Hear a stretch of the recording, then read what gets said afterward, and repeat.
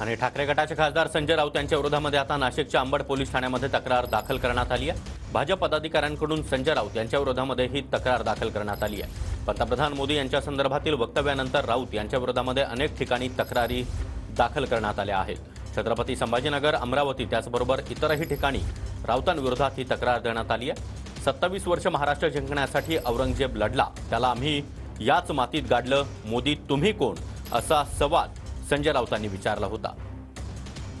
औरंगजेब आहे, त्याचा जन्म गुजरातमध्ये झाला आहे, पहा इतिहास।